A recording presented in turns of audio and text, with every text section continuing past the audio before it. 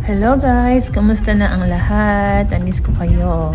So ayan kami papunta sa Breda Centrum. Ayun o, ang ganda ng lake. Ayun ko lake ba tawag dyan niya? Lake. Pero hindi siya katulad yung sa makikita mo sa Pinas or sa ibang Asian na basura ang lumulutang. Pero dyan malinis. Talagang disiplinado ang mga tao. Ayan, papunta kami sa shopping center. Nag-shopping ng konti. Actually, mga isang taon na yata ang nakalipas nung huli kaming pumunta dyan sa area na yan. Sarap sa mata tignan talaga yung mga puno. Tapos may lake. Ayan, daming mga nagbabike talaga dyan.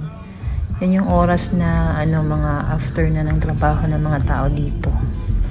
Mga na yan siya, mga around 5 p.m.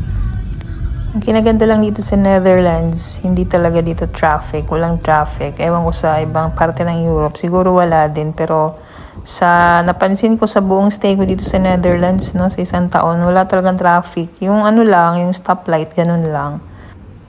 Tapos yung bus dito at saka yung train, may apps yan siya. Tawag dyan NS. Doon mo makikita kung anong oras darating, anong oras aalis, ganun. Kaya, ma-manage mo yung time mo bago ka pumunta dun sa bus station or sa train station. Ma-adjust mo yung oras mo. Hindi ka masyadong pupunta ng maaga or late, ganun.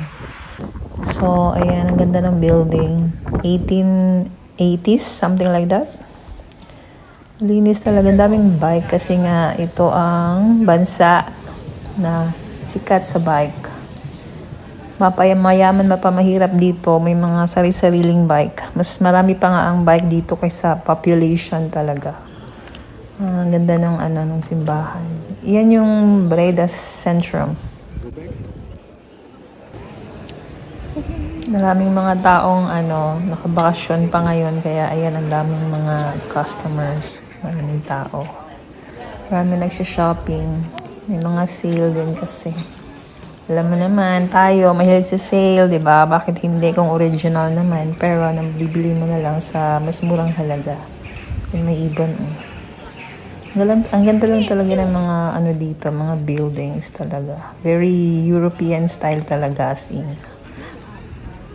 So, pabalik na kami niyan. Nakabili na kami. Konti lang naman binili namin. Yung mga importante lang. Tsaka yung mga suotin ni Darling sa holiday namin. Ayan Holland Casino.